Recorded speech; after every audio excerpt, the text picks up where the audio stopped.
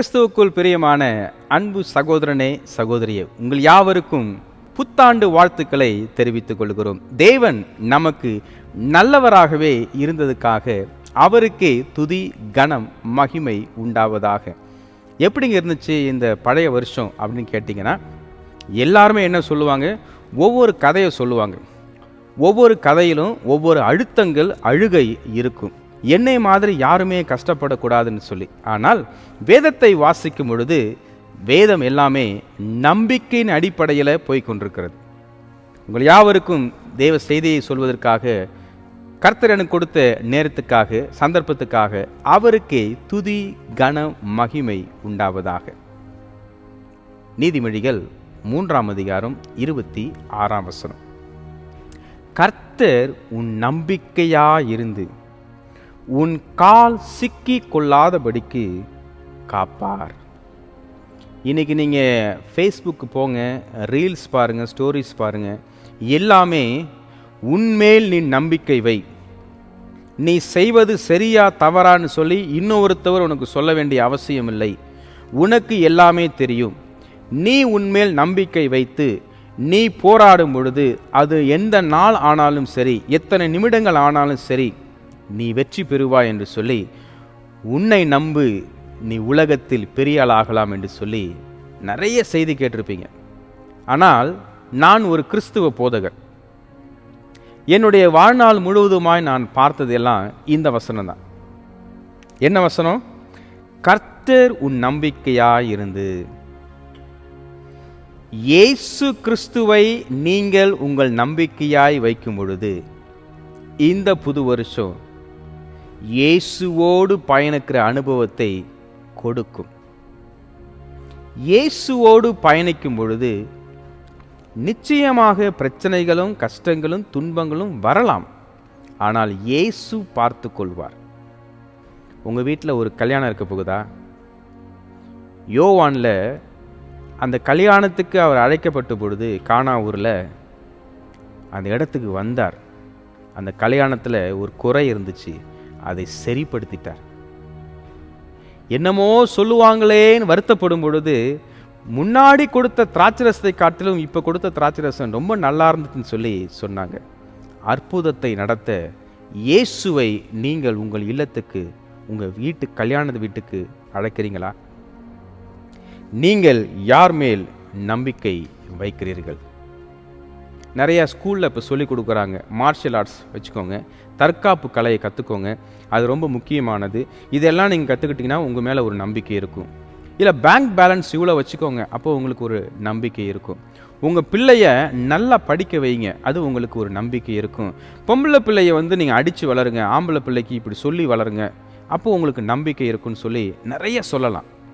ஆனால் இன்றைக்கு எனக்கு கொடுக்குற ஒரு வசனம் என்னென்னா, கர்த்தர் உன் நம்பிக்கையாயிருந்து. கர்த்தர் உங்கள் நம்பிக்கையாக இருக்கும் பொழுது உங்கள் கால் சிக்கிக் கொள்ளாதபடிக்கு அவர் காப்பார். கர்த்தர் ஞானத்தையும் புத்தியையும் அறிவையும் பயன்படுத்துவதையும் அவற்றை பெறுவதன் மூலம் மனிதர்கள் பெறும் நன்மைகளையும் நீதிமொழிகள் புத்தகத்தில் நாம் பார்க்கிறோம். நீதிமொழிகள் புத்தகத்தை நம்ம வாசிக்கும் பொழுது 19 22 வரைக்கும் இதை தான் ஆண்டவர் வெளிப்படுத்துகிறார். ஞானம், புத்தி, அறிவு இவற்றை நாம் எப்படி பயன்படுத்த போகிறோம், அப்படி நாம் பயன்படுத்தும் பொழுது அதனுடைய நன்மைகள் என்ன என்பதையும் இங்கே நமக்கு சொல்லிக் கொடுக்கிறது. இந்த ஆசீர்வாதங்கள் மிகவும் முக்கியம். யாருக்கு? எல்லாருக்குமே. புது வருஷம் எப்படின்னு நமக்கு தெரியாது. இந்த வருஷத்தில் எப்படியாவது நம்ம வீடு கட்டிடணும், எப்படியாவது இந்த பிள்ளைக்கு கல்யாணம் கட்டிடணும், எப்படியாவது நம்ம ஒரு கார் வாங்கிடணும், எப்படியாவது இதை செய்யணும்னு சொல்லி எத்தனை பொருத்தனை பண்ணுறோம். ஒருவேளை இதை செஞ்சு பாருங்களேன், எப்படியாவது இந்த புது வருஷம் நான் உண்மையாக இருக்கணும், எப்படியாவது இயேசுவோடு நெருங்கி இருக்கணும், யுத்தங்களும் யுத்தங்களின் செய்திகளையும் கேள்விப்படும் பொழுது இயேசுவின் வருகை சமீபம் என்பதை அறிந்து கொள்ளுங்கள். போன வருஷத்தில் எல்லாம் பிரச்சனை பிரச்சனை பிரச்சனை, கடன், புயல், சீற்றங்கள், இதெல்லாம் யோசிச்சிங்கன்னா நீங்கள் யோசித்து பாருங்க, இந்த புது வருஷத்தில் அது தொடர்வதற்கு வாய்ப்பு இருக்கிறது. போன வருஷத்தில் அதையெல்லாம் சந்திக்கும் பொழுது தேவனிடத்துலேருந்து நீங்கள் விலகி போயிட்டீங்களா? இயேசு இல்லைங்க, என் மனைவி என்னை விட்டு போயிட்டா, நல்லா பார்த்துருந்தோம், எவ்வளோ மெடிசன் கொடுத்து பார்த்தோம், என் பையன் என்னை விட்டு போயிட்டான், இறந்து போயிட்டாங்க, இப்போ நான் என்ன பண்ணுறது, எனக்கு நம்பிக்கையே கிடையாது, எதுக்கு நான் ஆலயத்துக்கு போகணும்? எந்த கேள்வியை நீங்கள் கேட்டிருந்தாலும் ஆண்டவர் உங்களுக்கு கொடுக்கிற ஒரு வாக்கு தத்துவம், கர்த்தர் உன் நம்பிக்கையாய் இருந்து. ஆண்டவரை விட்டு நம்ம எங்கேயுமே போக முடியாதுங்க. வானத்துக்கு ஏறினாலும் ஆண்டோடைய பிரசனம் இருக்கிறது, பாதாளத்துக்கு கடந்து போனாலும், கடலுக்கு அடியில் நம்ம போனாலும் ஆண்டோடைய பிரசனம் இருக்கிறது. மறந்து போகாதீங்க.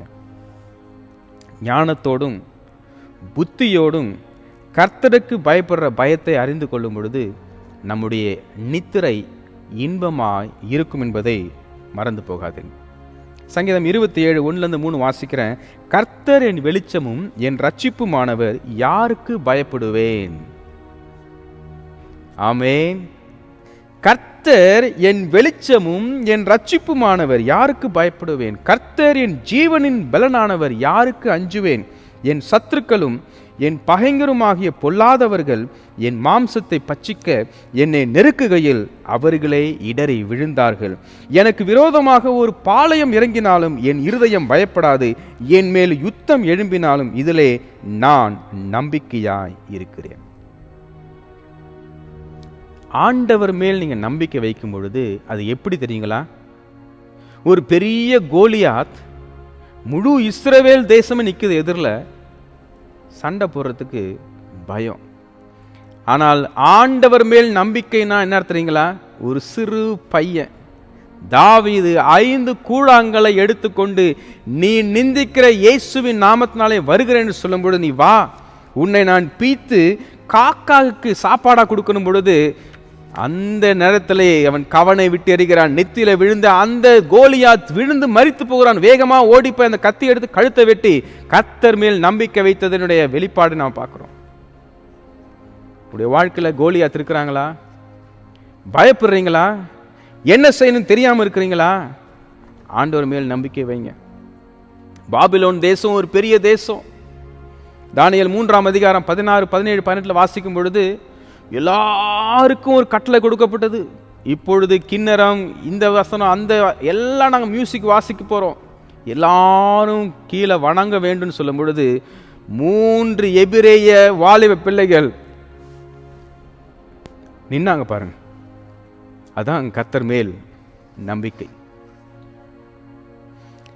நீங்க எங்களை நெருப்புல போட்டாலும் சரி, ஆண்டவர் எங்களை விடுவிக்காமல் போனாலும் சரி, நாங்கள் இந்த சிலையை வணங்க மாட்டோம். ஆமென். இந்த புது வருஷம் நேபுகாத் நேச்சார் வரப்போறாரா? உங்கள் நெருப்புல தூக்கி போற அனுபவம் வரப்போகிறதா? ஆண்டவர் மேல் நம்பிக்கை வைங்க, ஆண்டவர் உங்களை ஆசீர்வதிக்க போறார். பேதுருவும் யோவானும் தங்கள் ஆண்டவரை சிலுவையில் அறைந்த அதே யூதர்களுக்கு எதிராக தைரியமாய் சாட்சி கொடுத்தார்கள். அப்போஸ்தலர் 4:13 கர்த்தர் மேல் நம்பிக்கைனா இதுதாங்க. பவுல் தனியாக நின்று நீரோ சக்கரவர்த்திக்கு முன்பாக பதில் சொன்னார். 2 தீமோத்தேயு 4:16-17-18 வாசிக்கிறோம். கர்த்தர் மேல் நம்பிக்கைனா இதுதான். கடைசியா நம்ம பேச போறோம், நம்மளை தலையெடுக்க போறாங்கன்னு சொல்லும்போது கூட நீரோ சக்கரவர்த்திக்கு முன்பாக தைரியமாய் பேசுகிறார், இயேசுவை குறித்து பேசுகிறார். அதுதாங்க கர்த்தர் மேல் நம்பிக்கை. குதிரை போருக்கு ஆயத்தமாகி பயிற்சிவிக்கப்படுகிறது, ஆனால் பாதுகாப்பு ஆண்டவருடையது. நீதிமொழிகள் 21:31. ஒரு ஞானி ஞானமான முயற்சியை மட்டுமே செய்கிறான், ஏனெனில் வெற்றி கர்த்தரிடத்திலிருந்து வருகிறது. புது வருஷத்தில் அங்கே கொஞ்சம் இங்கே கொஞ்சம் லஞ்சம் கொடுத்து கஷ்டப்பட்டு ட்ரை பண்ணி இந்த லேண்டை எப்படியாவது ஏதாவது பண்ணணும்னு யோசிக்கிறீங்களா? விட்டுருங்க. ஞானமான காரியத்தை மாத்திரம் செய்யுங்க, நீதியான காரியத்தை மாத்திரம் செய்யுங்க. ஏன்னா கர்த்தர் மேல் நீங்கள் நம்பிக்கை வைக்க போறீங்க. கர்த்தர் மேல் நம்பிக்கை வைக்கும் பொழுது கர்த்தர் பெரிய காரியங்களை செய்கிறார். சங்கீதம் 91:5-6-7-8 இரவில் உண்டாகும் பயங்கரத்துக்கும் பகலில் பறக்கும் அம்புக்கும் இருளில் நடமாடும் கொள்ளை நோய்க்கும் மத்தியானத்தில் பாழாக்கும் சங்காரத்துக்கும் பயப்படாதிருப்பாய். உன் பக்கத்தில் 1000 பேரும் உன் வலது புறத்தில் 16 பேரும் விழுந்தாலும் அது உன்னை அணுகாது. உன் கண்களால் மாத்திரம் நீ அதை பார்த்து துன்மார்க்கருக்கு வரும் பலனை காண்பாய். எவ்வளவு பெரிய ஒரு ஆசீர்வாதம்! எப்ப நடக்கும்? கர்த்தர் மேல் நீங்கள் நம்பிக்கை வைக்கும் பொழுது. அவர் உன் கால்களை சிக்கிக் கொள்ளாதபடிக்கு காப்பார். எல்லாருக்குமே நியூஸ் போயிருச்சு, இத்தனை நாட்கள் ஆண்டவரை தொழுகை செய்யக்கூடாது, நேபுகாத்நேச்சரை தான் வணங்கணும்னு சொல்லும் பொழுது, தரியு ராஜா காரியத்திலும் சரி, நேபுகாத்நேச்சர் காலத்திலும் சரி, தானியேலுடைய கால்களை சிக்கிக் கொள்ளும்படிக்கு எல்லாம் வலை விரிச்சிட்டாங்க. ஆனா வழக்கம் போல எருசலேமினுடைய நோக்கத்தை அவர் அறிந்து எருசலேமுக்கு முன்பாக வாசல்களை திறந்து ஜன்னல் வழியா அவர் ஜெபம் பண்றார். எல்லாரும் பார்க்குறாங்க. கர்த்தர் மேல் நீங்கள் நம்பிக்கை வைக்கும் பொழுது சங்கீதம் 91 வாக்குத்தத்தம் 5-8 வாசனம் நிறைவேறப் போகிறது. கர்த்தர் மேல் நம்பிக்கை வைத்தாரே யோபு, அவருக்கு என்னுடைய வாழ்க்கை என்ன ஆச்சு? அவருக்கு மாத்திரம் இல்லைங்க, அவருக்கு முன்னாடி நாம் பார்க்குறோம். அவருடைய காலத்துக்கு அப்புறமாக ஆபகுக்கை பார்க்குறோம். 3ஆம் அதிகாரம் 17-18, ஆபகுக்கு 3:17-18. அத்திமரம் துளிர்விடாமல் போனாலும், திராட்சை செடியில் பலன் உண்டாகாமல் போனாலும், ஒலிவ மரத்தில் பலனற்று போனாலும், வயல்களில் தானியத்தை விளைவிடாமல் போனாலும், கிடையில் ஆத்து மண்டைகள் முதலற்று போனாலும், தொழுவத்திலே மாடு இல்லாமல் போனாலும், நான் கர்த்தருக்குள் மகிழ்ச்சியாயிருப்பேன், என் இரட்சிப்பின் தேவனுக்குள் களி கூறுவேன். ஆமேன். நிறைய பேர் நீங்கள் பார்ப்பீங்க, இந்த வருஷம் உங்களுக்கு இப்படி இருக்க போகுது அப்படி இருக்க போகுதுன்னு சொல்லி ப்ராஸ்பரிட்டி காஸ்பல் சொல்ல போகிறாங்க. உங்கள் காணிக்கையெல்லாம் அங்கே நீங்கள் அனுப்ப போகிறீங்க. என்ன மாதிரி பேசுகிறார், எவ்வளோ கூட்டம் வருதுன்னு. ஆனால் வேதம் என்ன சொல்ல தெரியுங்களா? இது எல்லாம் நடக்குங்க. ஏன்னா இயேசு சீக்கிரமாய் வரப்போகிறார். உங்களுக்கு என்ன கஷ்டமோ அச்சுறுத்தலோ வந்தாலும் கர்த்தர் உங்களை விடுவித்து ரட்சிப்பார் என்ற நம்பிக்கையோடு இருங்கள். அதான் முக்கியம்.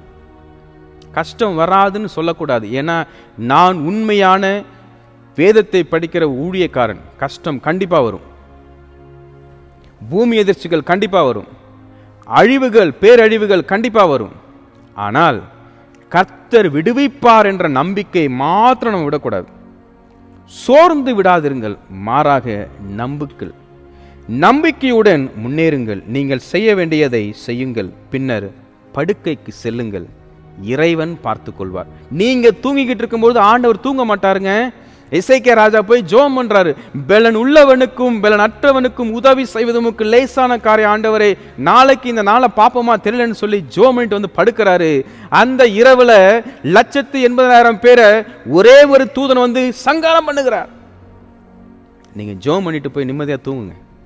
ஒவ்வொரு நாளும் நீங்க ஆலயத்துக்கு போய் ஜெபம் பண்ணிட்டு நிம்மதியா வேலைகளை செய்யுங்க. நீங்க ஜெபம் பண்ணிட்டு ஆண்டவர் நீங்க பார்த்து கொள்ளுங்கன்னு சொல்லி அவர்கிட்ட விட்டுட்டு உங்க வேலைகளை செய்யுங்க. இந்த புது வருஷம் ஆண்டவர் நிச்சயமாய் ஆஸ்வதிக்க போகிறார். சங்கீதம் 27:13-14 சொல்லுகிறது, நானோ ஜீவனுள்ளோர் தேசத்திலே கர்த்தருடைய நன்மையை காண்பேன் என்று விசுவாசியாது இருந்தால் கெட்டு போயிருப்பேன். கர்த்தருக்கு காத்திரு, அவர் உன் இருதயத்தை ஸ்திரப்படுத்துவார். திடமனதாயிரு, கர்த்தருக்கே காத்திரு. கர்த்தர் மேல் நீங்கள் நம்பிக்கை வைங்க. கிறிஸ்துவர்களே, உங்கள் ஆசீர்வதிக்கப்பட்ட ஆண்டவர் பயங்கரமான புயல் அடிக்கும் பொழுது அவர் என்ன பண்ணார்? படவுல தூங்கிக் கொண்டிருந்தார். ஐயரே, நாங்கள் சாக போறோம், நீங்க தூங்குறீங்களேன்னு சொல்றாரு. ஏன்னா இயேசுக்கு தெரியும் நடக்க போகுதுன்னு. நம்முடைய விசுவாசத்தை பரீட்சை பண்ணுவதற்காக நம்மோடு கூட பயணிக்கிற இயேசு கூட அமைதியா இருக்கக்கூடும். காட்டி கொடுப்பதற்கு சிலுவையில் அறையப்படுவதற்கு சில மணி நேரங்களுக்கு முன்பு அவர் இரவு உணவையும் யூதாசோடு பகிர்ந்து கொடுக்கிறார். அவருடைய மனநிலை அமைதியாய் இருந்தது. யோவான் 13:1-5. அதே இயேசு சொல்லுகிறார் எபிரேயர் 13:5 நான் உன்னை விட்டு விலகுவதும் இல்லை, உன்னை கைவிடுவதும் இல்லை. நீங்க ஏன் பதறீங்க? விசுவாசிக்கிறவன் பதறான். கர்த்தர் மேல் உங்களுடைய நம்பிக்கையை வையுங்கள். நிச்சயமாய் இந்த புது வருஷம் கர்த்தர் உங்கள் வாழ்க்கையை நடத்தட்டும். 20 வருஷம் 30 வருஷம் 40 வருஷம் நீங்க ஓடி ஓடி களைச்சு போயிருக்கலாம். இந்த 2024 வருஷம் ஆண்டுடைய வருஷமா இருக்கட்டுமே, கர்த்தருடைய அனுக்கிரகத்தின் வருஷமா இருக்கட்டுமே, யூபிலின் வருஷமா இருக்கட்டுமே, கர்த்தர் முன்பாக போகிற வருஷமா இருக்கட்டுமே. அப்படி இருக்கும் பொழுது கர்த்தர் மேல் நம்பிக்கையை வைத்து ஜெபம் செய்துவிட்டு நீங்கள் உறங்குங்கள். கர்த்தர் உங்களுக்காக யுத்தம் பண்ணுவார். சங்கீதம் 4:8, சமாதானத்தோടെ படுத்துக்கொண்டு நித்திரை செய்வேன். கர்த்தாவே, நீர் ஒருவரே என்னை சுகமாய் தங்க பண்ணுகிறீர். எவ்வளவு பெரிய ஒரு ஆசீர்வாதமான செய்தியை நாம் கேட்டுக்கொண்டிருக்கிறோம். நிறைவாக நீதிமொழிகள் 3:26, கர்த்தர் உன் நம்பிக்கையா இருந்து உன் கால் சிக்கிக் கொள்ளாதபடிக்கு காப்பார். அப்படி இருக்கும் பொழுது எபிரேயர் 13:6, கர்த்தர் எனக்கு துணையாய் இருக்கிறார், மனுஷன் எனக்கு என்ன செய்வான், நான் பயப்பட மாட்டேன் என்று சொல்லி நீங்கள் சொல்லுங்கள். கிறிஸ்துவுக்குள் பிரியமான அன்பு சகோதரனே, சகோதரியே, இந்த செய்தியை பார்க்கிற கேட்கிற யாரா இருந்தாலும் சரி, இந்த செய்தியை நீங்க யாருக்கு அனுப்ப போனாலும் சரி, நான் உங்களுக்கு கொடுக்கிற ஒரு வார்த்தை என்னவென்று சொன்னால், இயேசு எங்களுக்கு கொடுக்கிற வார்த்தை உங்களுக்கு கொடுக்கிற என்ன சொன்னார், தேவன் மேல் நம்பிக்கையா இருங்கள். யோபு சொன்னார்ல, அவர் என்னை கொன்று போட்டாலும் அவர் மேல் நம்பிக்கையா இருப்பேன். இந்த சரீரம் முழுவதுமாய் அழிந்து போனாலும் என் சொந்த கண்களாலே அவரை பார்ப்பேன். இந்த நம்பிக்கையோடு இருக்கும் பொழுது ஆண்டவர் பார்த்து சொல்றாரு சாத்தாங்கிட்ட, இதே மாதிரி விசுவாசத்தை நீ வேற எங்கேயா பார்த்துருக்கிறியா? இயேசுவானவர் பரலோகம் போவதற்கு முன்பாக விசுவாசத்தை கடைசி நாட்களில் பார்க்க முடியுமா அப்படின்னு கேட்டு போயிட்டார். உங்கள் நம்பிக்கை யார் மேலே இருக்கிறது? கர்த்தர் மேல் வையுங்கள். இந்த புது வருஷம் ஆசீர்வாதமாக இருக்கட்டும். பள்ளங்கள் எல்லாம் நிரம்பும், மலைகள் குன்றுகள் தகர்ந்தப்படும், கோணலானவைகள் சவியப்படுத்தப்படும். ராஜா முன் செல்லுகிறார். வாசல்களை உயருங்கள், அனாதி கதவுகளை திறவுங்கள். மகிமையின் ராஜா 2024 வருஷம் உட்புகிறார். உங்கள் வீட்டுக்குள்ளாக வராரு, உங்களுடைய உள்ளத்துக்குள்ளாய் வருகிறார். தேவன் எல்லாவற்றையும் நன்மையாய் மாற்றி கொடுக்கும் பொழுது அவரோடு நீங்கள் பின் செல்லுங்கள். இயேசு ராஜா முன்னே செல்லும் பொழுது நாம் ஓசன்னா கீதம் பாடுவோம். எல்லா எரிகவும் உடைந்துவிடும். நீங்கள் சமாதானமாய் இந்த வருஷத்துக்குள்ளாய் பிரசன்னமாகி பிரவேசித்து இந்த வருஷத்தை கர்த்தர் மேல் நம்பிக்கை வைத்து முடிக்கும்படியாக உங்களுக்காக நான் பிரார்த்தனை செய்கிறேன். ஜோமனோமா. நேசிக்கிற ஆண்டவரே, இந்த செய்தியை கேட்ட பார்த்த ஒவ்வொரு உள்ளங்களையும் ஆசீர்வதி. கர்த்தர் மேல் நம்பிக்கை வைக்க நீ சொன்ன வசனத்துக்காக நன்றி செலுத்துகிறோம். அப்படி வைக்கும் பொழுது எங்கள் கால் சிக்கிக்கொள்ளாதபடியே காப்பீர் என்று சொல்லி வாக்கு கொடுத்தீரே. இந்த வருஷம் 2024 வருஷம் நாங்கள் ஆண்டவர் மேல் நம்பிக்கை வைக்கிறோம். எங்கள் கால் சிக்கிக்கொள்ளாதபடிக்கு நீங்கள் பாதுகாத்து கொள்ளுங்க, காப்பாற்றுங்க ஆண்டவரே. எங்களுடைய மனைவி, பிள்ளைகள், எங்களுடைய குடும்பம், எங்களுடைய வேலைகள், எங்களுடைய பிரயாணங்கள், எங்களுடைய இந்த வருஷத்தில் நாங்கள் என்னெல்லாம் செய்ய போகிறோம்னு சொல்லி நீங்கள் நினச்சிருக்கீங்களோ எல்லாம் நன்மையாய் மாறட்டும் ஆண்டவர். ஆசீர்வதியும், ஆசீர்வதியும். இயேசுவின் மூலம் ஜெபிக்கிறோம் எங்கள் ஜீவனுள்ள தேவனாய் கர்த்தாவே.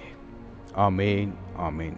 நம்முடைய கர்த்தராயிருக்கிற இயேசு கிறிஸ்துவின் கிருபையும் பிதாவாகி தேவனுடைய அன்பும் பரிசுத்த ஆவியானவரின் ஐக்கியம், சிநேகம், வழிநடத்தலும், பாதுகாவலும், ஆசீர்வாதங்களும் நம் அனைவரோடு கூட இந்த புது வருஷத்திலும் இந்த வருடம் முழுவதுமாய் எல்லாரோடும், இந்த நிகழ்ச்சியை பார்க்கிற கேட்கிற ஒவ்வொரு பிள்ளைகளோடும், இந்த நிகழ்ச்சியை பகிர்ந்து கொள்கிற ஒவ்வொரு பிள்ளைகளோடும் இன்றும் மீண்டும் சதா காலம் இருப்பதாக. ஆமேன், ஆமேன். உங்கள் அனைவருக்கும் புத்தாண்டு வாழ்த்துக்கள். தேவன் உங்களையும் உங்கள் குடும்பத்தையும் எதிர்காலத்தையும் 2024 வருஷம் ஆசீர்வதிப்பாராக. ஆமேன், ஆமேன்.